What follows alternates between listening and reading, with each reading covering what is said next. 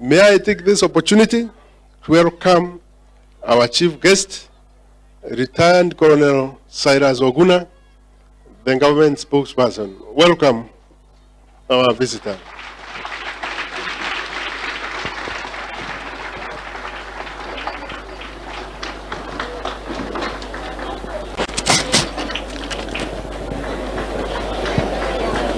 Thank you very much. Thank you.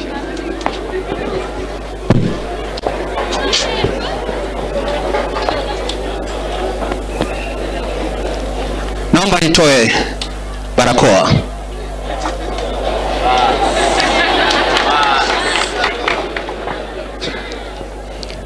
Bwana VC, you mentioned former students, Bwana John Elungata, Bwana Livingstone, but you forgot about me.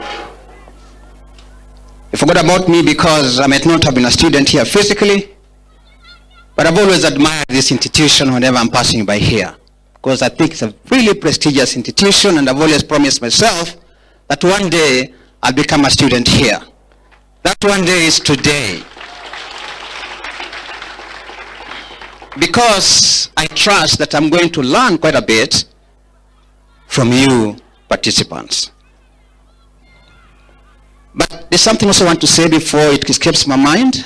The VC did mention about what you need to do when going for interviews, and also recall that Professor Souza did mention about the need to be courageous and bold, but I need to say two things. One is that you are addressed the way you are addressed. You are addressed the way you are dressed. I hope that makes sense. That the way you dress is the way you will be addressed. But number two, you need to be bold, you need to be courageous, but you also need to have an attitude.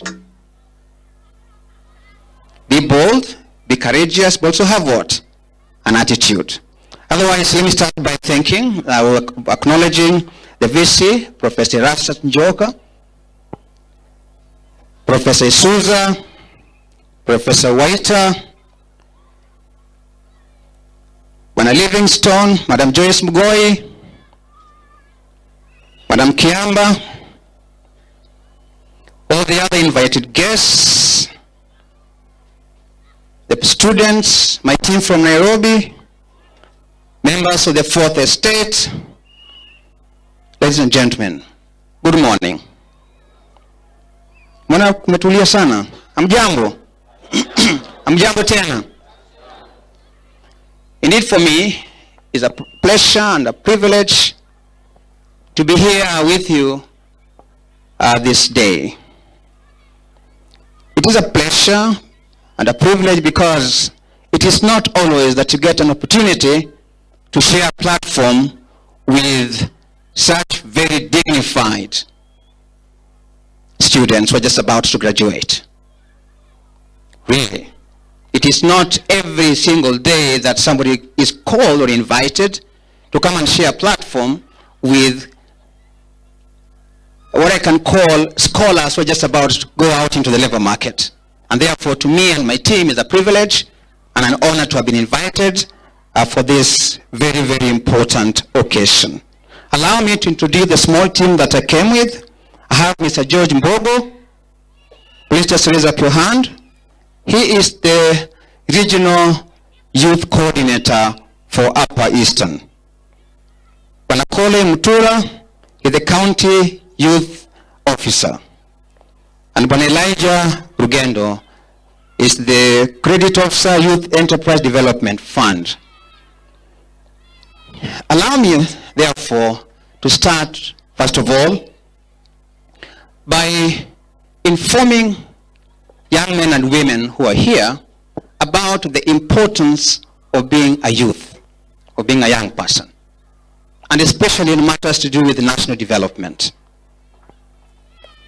All of us in all countries of the world do understand the importance of the youth constituency, because no country can be able to develop without building its youth constituency. And therefore the youth are critical, not only for nation building, but also for economic prosperity, for social cohesion, and political stability in any jurisdiction, in any nation. The youth, you're aware, have been at the center of economic, social, and political discourse for a very, very long time.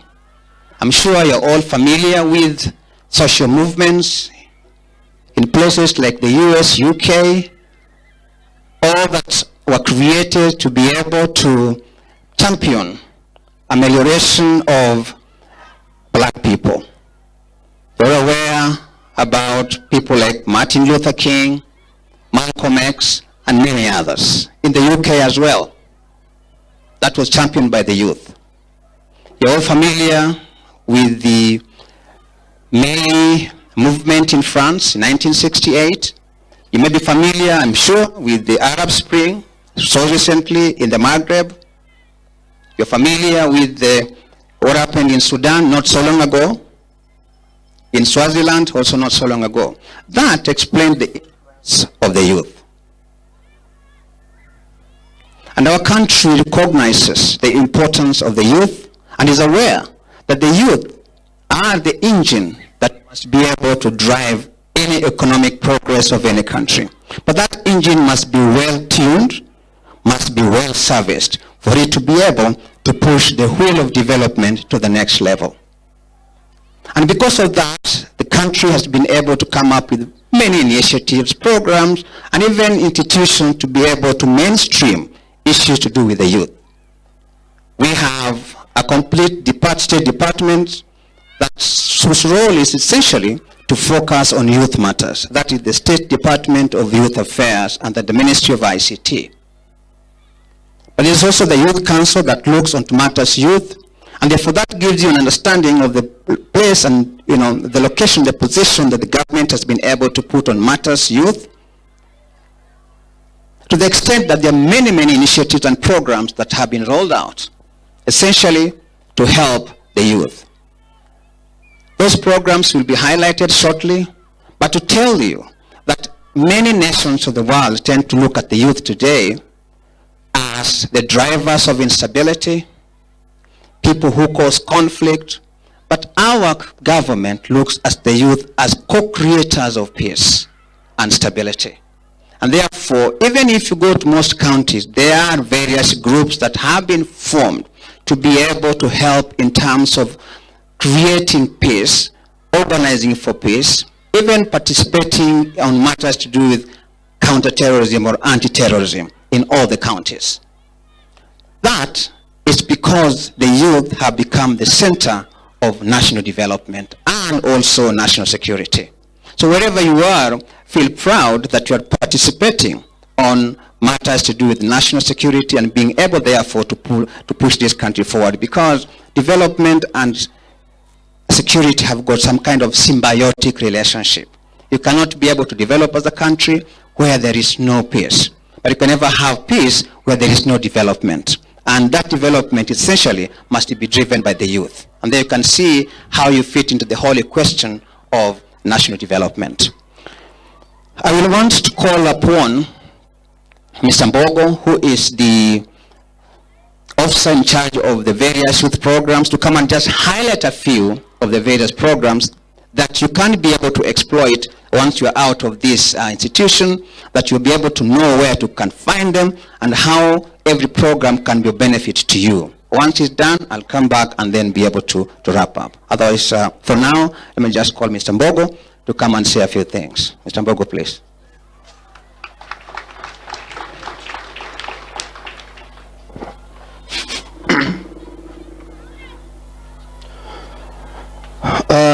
Thank you, sir. Our chief guest, retired Colonel Oguna, government spokesperson, the Vice Chancellor of this great university, Chuka University, Professor Elastus Joka, the team from the university,